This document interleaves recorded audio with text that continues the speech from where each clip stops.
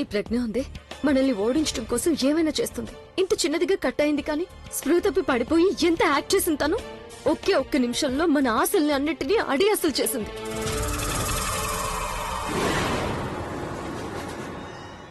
వైశలేదిన ఎక్కడికి పరిగెత్తుకుని వెళ్తున్నారు? అసలు ఏం జరుగుతుంది? అది ఆలియా, నేను ప్రజ్ఞ కోసం మంచినీళ్ళు తీసుకెళ్దామని వచ్చాను. అంటే దాన్ని లేచేసిందా? లేదు, తనంతవరకు స్పృహలోకి రాలేదు. కానీ ఒకటి, అభి ప్రజ్ఞనిప్పుడు అదే ఎంత చక్కగా చూసుకుంటున్నాడంటే అదంతా చూసాక ఒక భర్త తన భార్యని ఎంత జాగ్రత్తగా చూసుకుంటాడు కదా, సరిగ్గా అలాగే చూసుకుంటున్నాడు. పైగా తను అక్కడ ప్రజ్ఞ తన చెయ్యి పట్టుకుని పక్కనే కూర్చునున్నాడు. తన చేతిని ఎప్పటికీ వదలన్నట్టు పట్టుకున్నాడు. అదే కాకుండా తను ప్రవీణ్ మీద ఎంతగా అరిచాడంటే ఎలా అనిపించిందంటే తను ప్రజ్ఞకి ప్రవీణ్ తో ఎంగేజ్మెంట్ జరగనివ్వను, తనే చేసుకుంటానన్నట్టు. షడా పక్క, మేము మిమ్మల్ని అడిగినంత వరకే జవాబు చెప్పండి. అనవసరంగా ఏదేదో మాట్లాడకండి. చూడు, మీరేమీ నాతో ఇలా మాట్లాడొద్దు. నేనేమీ నా కథ చెప్పడం కోసం మీ ముందుకు వచ్చి ఆగలేదు. మీరే నన్ను ఆపారు. వచ్చింది పెద్ద.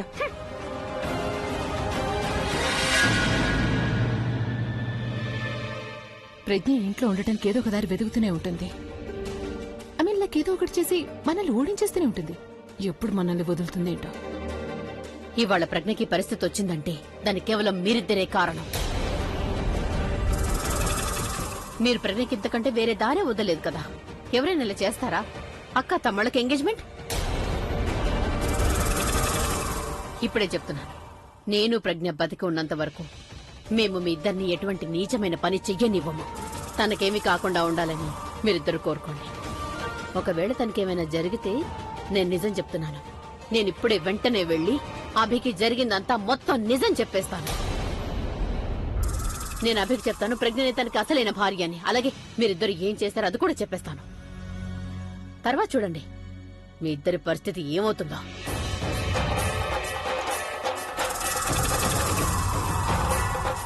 నా మాట విని దేవుణ్ణి ప్రార్థించుకోండి ప్రజ్ఞకేమీ కాకూడదని. ఎందుకంటే నాకు అస్సలు తెలీదాలియా, తనకి నయం కాలేదంటే అప్పుడు నేను ఏం చేస్తాను అని.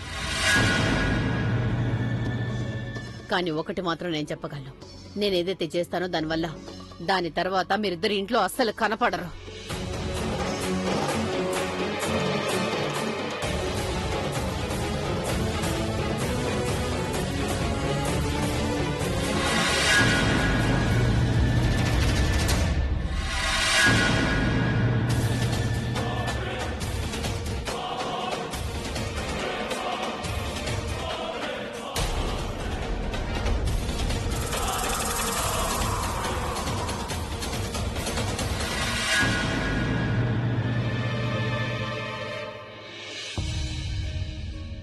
అభి, ఒక్క డాక్టర్ కూడా అవైలబుల్ లేరు.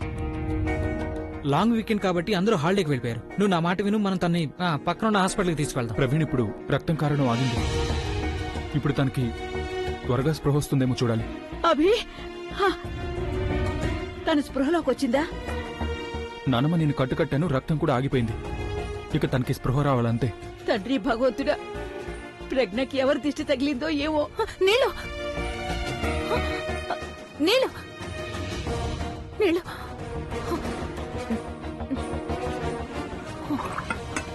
ఇదిగో. ఫుగి ఫుగి ఫుగి ఫుగి కళ్ళు తెరు.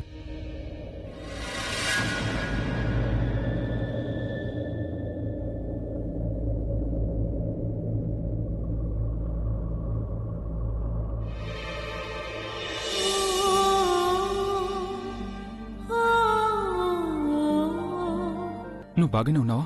నేను బానే ఉన్నాను. నువ్వు బాగానే ఉన్నావు కానీ నేను బాలేదు. నేను ఎంత కంగారు పడ్డానో తెలుసా? రక్తం నీకు పోతుంటే నాకు కంగారుగా ఉంది. అసలు నీ వేలు ఎలా కట్టయింది? ఏంటది? వేలు ఎలా కట్టయింది? అది నేను అది నువ్వు వేలు ఎలా కట్టయిందో చెప్పు. అది నేను యాక్చువల్లీ వేలు ఎలా కట్టయింది? అది కిచెన్ లో ఆగబి, నువ్వు తన్ని మాట్లాడినిస్తే కదా. అసలు నువ్వు ఆగు, మాట్లాడుతూనే ఉన్నావు. నువ్వు చెప్పు ప్రజ్ఞ. అది నేను కిచెన్ లో నీళ్లు తాగడానికి వెళ్ళాను. అంతలో కత్తి పట్టుకుని నీళ్లు తాగుతున్నావా? వేలు ఎలా కట్టయింది? అరే, నువ్వు 2 నిమిషాలు సైలెంట్ గా ఉండలేవా? చెప్పని తన్ని. నీళ్లు తాగడానికి వెళ్ళాను. అప్పుడు కిచెన్ లో ఎవరో ఉన్నారు. కుక్కున్నాడు. అతను నన్ను సహాయం అడిగాడు. అతను ప్యాకెట్ ఓపెన్ చేయలేకపోయాడు. కత్తెర కూడా లేదు అక్కడ. అప్పుడు నేను కత్తితో కట్ చేయడానికి ట్రై చేశాను. అప్పుడే సరిగ్గా మీరు నన్ను పిలిచారు. అప్పుడు హడావిడిలో వేలు కట్ చేసుకున్నాను.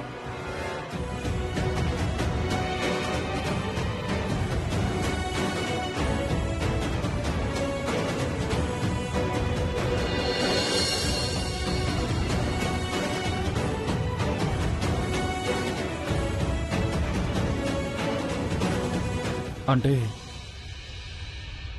నేనే బాధ్యున్నమాట.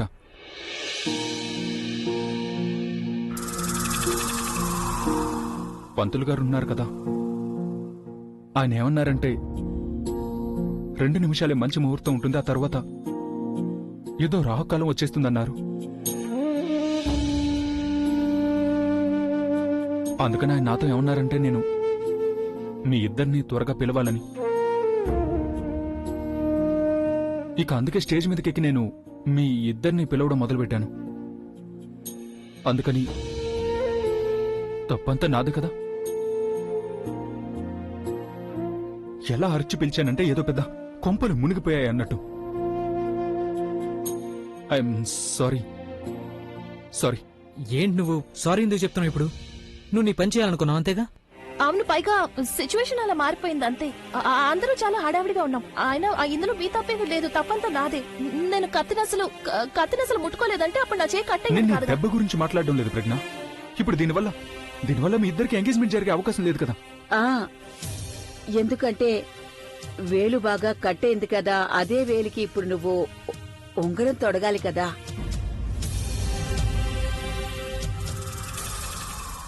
I'm sorry. నేనేమనుకున్నానంటే మీ ఇద్దరి ఈ ఎంగేజ్మెంట్ ని గుర్తుండిపోయేలా చేయాలనుకున్నాను. కానీ నా కారణంగానే ఈ ఎంగేజ్మెంట్. మీరెందుకు అనవసరంగా సారీ చెప్తున్నారు? మీరెప్పుడు ఇంతే అన్ని తప్పులు మీ మీద వేసేసుకుంటూ ఉంటారు. లేదు, కానీ నేను ఆలోచించాను. ఇప్పుడు నా వల్ల ఇదంతా జరిగింది కాబట్టి ఫుగ్గి నేనే జాగ్రత్తగా చూసుకుంటాను. అది నేను కాదు తను మీరు- ఎలా చూసుకుంటానంటే తను చాలా తొందరగా కోలుకుంటుంది. మీరెందుకు ఇంత కంగారు పడుతున్నారు? నా దెబ్బ అంత పెద్దదేమీ కాదు. కానీ నాకేదైతే షాక్ తగిలిందో అది చాలా పెద్దది ప్రజ్ఞ.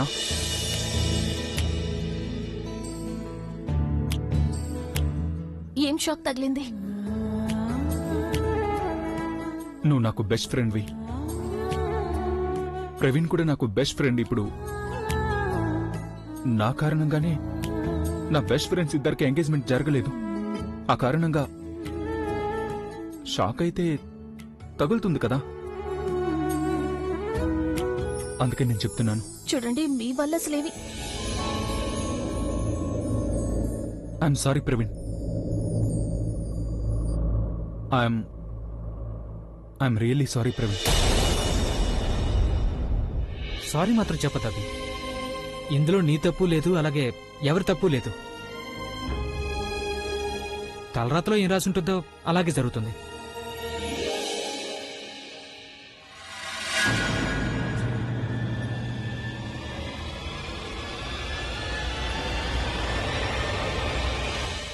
మనం ఎంత జాగ్రత్తగా ప్లాన్ చేసినా కూడా చివరి నిమిషంలో ఓడిపోతున్నాం. ఇప్పుడేం చేయాలో మనం అది ఆలోచించాలి. ఏమీ ఆలోచించి చేయాల్సిన అవసరం లేదు మనకు. మీరిద్దరూ అనవసరంగా మీ టైంని వేస్ట్ చేసుకుంటున్నారు. నేను చెప్పేది వినండి. మనం నిద్రలో తన చేతిన్నరం కట్ చేసేద్దాం, శాశ్వతంగా పడుకోబెట్టేద్దాం. ఇప్పుడు తన వేలే కదా కట్ చేసుకుంది. పైగా మనం ఒకటి ఆలోచించి వెళ్తే ఇంకేదో జరుగుతుంది. దీనికంటే ఒకేసారి కథను ఫినిష్ చేసేయచ్చు కదా. కుదిరే నిఖిల్, దేని గురించి మాట్లాడే కండిషన్ లో లేవు ఇప్పుడు. నువ్వు ఒకటి చేయడానికి వెళ్తున్నావు, ఇంకొకటి చేసొస్తావు. చెప్పేది ఒకటి, జరిగేది ఇంకొకటి. 2 సార్లు నిన్ను పంపించాను తను చంపడం కోసం. అప్పుడే చంపేస్తుంటే ఈ రోజు పరిస్థితి వచ్చేది కాదు. కానీ లేదు, నువ్వు చేసే పొరపాట్ల కారణంగా ఈ రోజు మేము ఇబ్బందులు పడాల్సి వస్తుంది కదా. తను ఇక్కడి నుంచి వెళ్ళిపోమని చెప్పు ప్లీజ్. తనని చూసి తనతో మాట్లాడడానికి నాకు అస్సలు మూడ్ లేదు. Just ask him to get out of here. ఇలా చూడు, నేను నీతో మాట్లాడడానికి ఇక్కడికి రాలేదు, అర్థమైందా? నిఖిల్ ప్లీజ్. చూడు, ప్రజ్ఞ ఏం చేయాలో మనం తర్వాత ఆలోచిద్దాం. ఓకే, ముందు నువ్వు ఇక్కడి నుంచి వెళ్ళిపో. నిఖిల్ ప్లీజ్ ఇక్కడి నుంచి వెళ్ళు.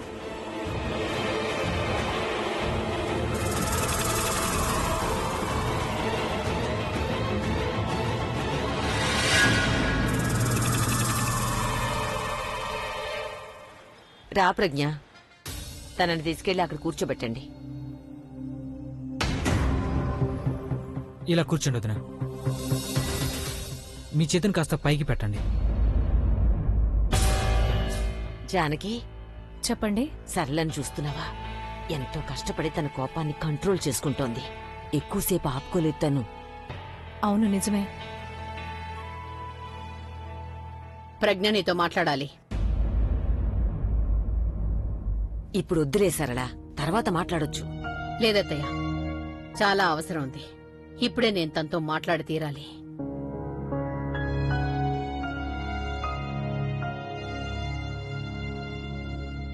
ఏంటిది? నాకు అమ్మా, తెలుసులే. నేనే నీకు చెప్పానుగా ఎలాగైనా ఈ నిశ్చితార్థాన్ని ఆపేయాలి అని.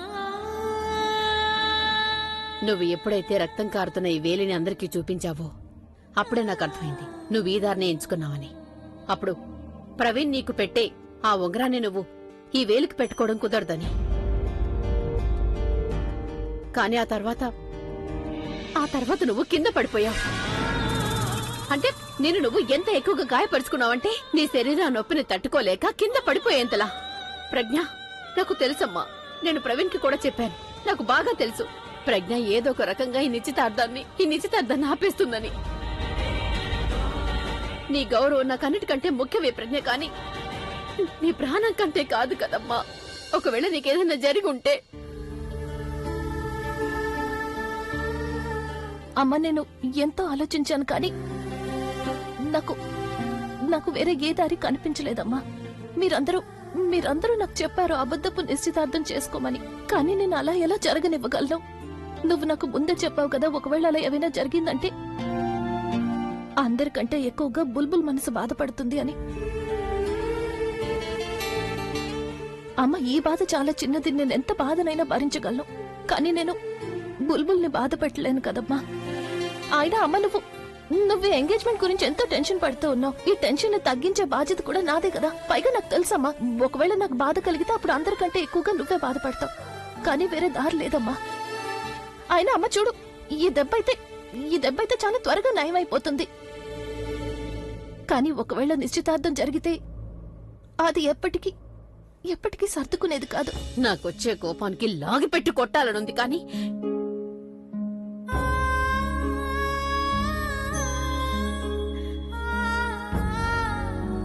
చాలా సరిగ్గా చెప్పావు నువ్వు ప్రజ్ఞ.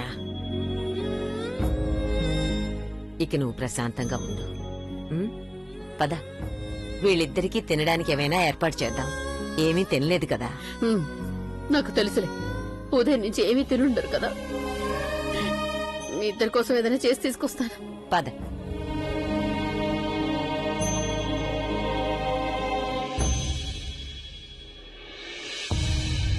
నువ్వు కూర్చో, ఇప్పుడే వస్తాను. వదినా, నిశ్చితార్థమైతే ఆగిపోయింది. కానీ ఆలియా తన్ను ఆగరు కదా. ఇప్పుడు ఓడిపోయిన తర్వాత చాలా టెన్షన్ గా ఉన్నారు. స్పెషల్లీ తన్ను. ఇప్పుడు వాళ్ళిద్దరు కలిసి ఏదో ఒక ప్లాన్ వేస్తూనే ఉంటారు. అలాంటిదేమీ జరగదు ప్రవీణ్. ఎందుకంటే ఆయనకి ఏదైతే షాక్ తగిలిందో దాన్ని మేనేజ్ చేసుకుని దాని నుండి బయటికి రావడానికి అవకాశం ఇవ్వకూడదు.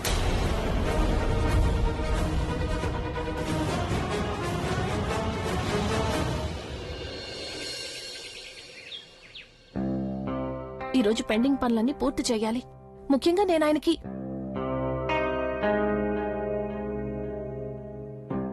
ఆగు. అది నేను యాక్చువల్లీ పొరపాటున కాఫీ మర్చిపోయాను. ఇప్పుడు వెళ్ళి తీసుకొస్తాను.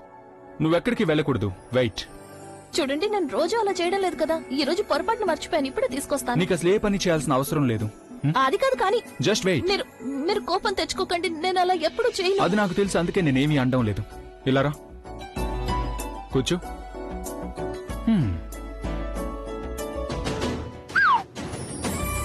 ఇదేంటి ఇవన్నీ? Special coffee, special made specially for you. కానీ మీరెందుకు ఇవన్నీ? చూడు, నేను నీతో చెప్పాను కదా, నేను నిన్ను ఏ పని చేయనివ్వనని. ఈ రోజు నుంచి ఏ పని చేయాలన్నా నేనే చేస్తాను. నిన్ను జాగ్రత్తగా చూసుకుంటాను. House that?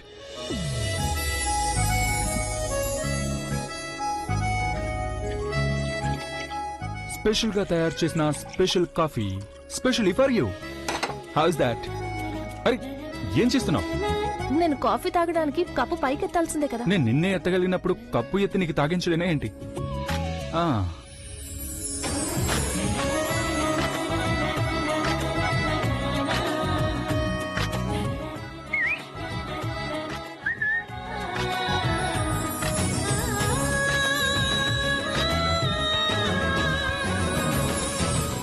ఎలా ఉంది కాఫీ? ఎవరు తయారు చేశారు? ముందు నీకెలా అనిపించిందో అది చెప్పు. అలాగా? ఒకవేళ బాలేదంటే రాబిన్ చేసినట్టు, అదే బాగుంది అంటే మీరు చేసినట్ట? బానే ఉంది. బానే ఉందా? ఇలా చూడండి, ఈ రోజు మీ మీటింగ్స్ ముందు నువ్వు అన్ని ఈ కాఫీ పూర్తిగా తాగు. This is for me and this is for you. Rubbish. Rubbish కాదు, బాగుంది. సరే, మీరు నేను చెప్పేది వినండి. ఈ రోజు మీకు మీటింగ్స్ ఏవీ లేవు, కానీ కొన్ని పేపర్స్ మీద సంతకాలు చేయాలి. నేను వెళ్ళి ఫైల్ తీసుకొస్తాను, మీరు పేపర్స్ మీద సైన్ చేయండి. ఎక్కడికి వెళ్తున్నా? ముందు కూర్చో ఇక్కడ. అది కాదు, నేను ఆ ఫైల్ ని నేను తీసుకొస్తాను కదా. కానీ మీకు అది దొరకదు. అరే ఎందుకు దొరకదు? రాక్ స్టార్ అభికి దొరకని వస్తువు అసలు ఏమైనా ఉంటుందా? వెళ్ళండి.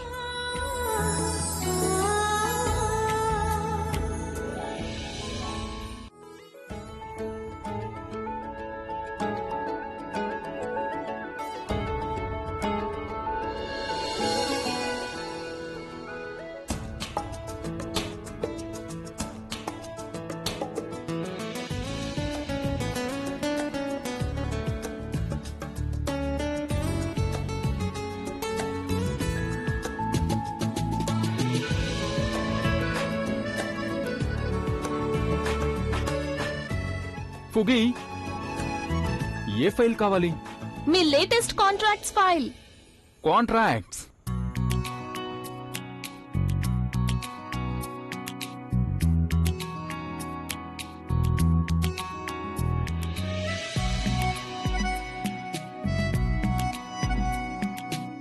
ఇందులో బోల్డ్ అని ఫైల్స్ ఉన్నాయి, ఇందులో అసలు కాంట్రాక్ట్స్ ఫైల్ ఎక్కడుంది? ఆ పుగి, ఆ ఫైల్ అసలు ఏ కలర్ లో ఉంటుంది? మరూన్ కలర్ లో ఉంటుంది. మెరూన్.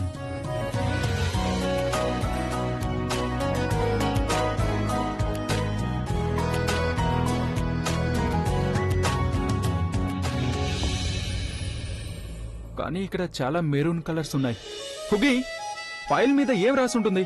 మీ కంపెనీ పేరే ఉంటుంది, సరిగ్గా వెతకండి. నా కంపెనీ పేరా? ఏ కంపెనీ పేరు?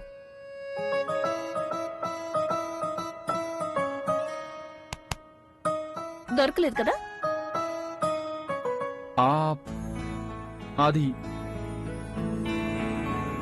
నేను ఫైల్స్ ని లోపల చూస్తాను కదా, అందుకే అవి బయట నుంచి ఎలా ఉంటాయో తెలియలేదు. అందుకే నేను అప్పుడే చెప్పాను, నన్ను ఫైల్ తీసుకురానివ్వండి అని. ఎవరి పనులు వాళ్ళు చేస్తేనే సవ్యంగా జరుగుతాయి. తప్పుకోండి. దొరికిందా? లేదు. నీలాగే నేను కూడా వెతికాను, నాకు కూడా కనిపించలేదు. కానీ బహుశా అది రీసెంట్ కాంట్రాక్ట్స్ ఫైల్ నేను ఇప్పుడు ఆ ఫైల్ పైన ఎవరు పెట్టారు? There it is. అందులో ఏ ఫైల్? అదిగో మధ్యలో ఉంది ఇదేనా? కదా అది. ఈ ఫైలా? వదిలేయండి. ఓ. జరగండి. ఏం చేస్తున్నావు నువ్వు? ఫైల్ తీస్తున్నాను. అరే నేను నిన్ను ఏ పని చేయొద్దని చెప్పాను కదా. ఫైల్ తీస్తున్నాను. ఏం చేస్తున్నారు? ఫైల్ తీయడానికి హెల్ప్ చేస్తున్నాను, నువ్వు మాట్లాడుకో. దెబ్బ నా చేతికి తగిలింది, కాలికి కాదు కదా. అసలు మీరు ఏం చేస్తున్నారు? నిన్ను అరే నేను కింద దించేశాను కాబట్టి సైలెంట్ గా కూర్చో, ఏ పని చేయకూడదు. ఓకే? ఇలాగైతే నువ్వు పనులు ఎందుకు అవుతాయి. అర్థం చేసుకోవట్లేదు? నీ హెల్త్ కంటే నాకు ఇంకేమీ ఎక్కువ కాదు. నేను ఎంత కంగారు పడ్డానో తెలుసా? ఒకవేళ నీకేమైనా అయితే అప్పుడు నాకు కూడా ఏమైనా అవుతుంది.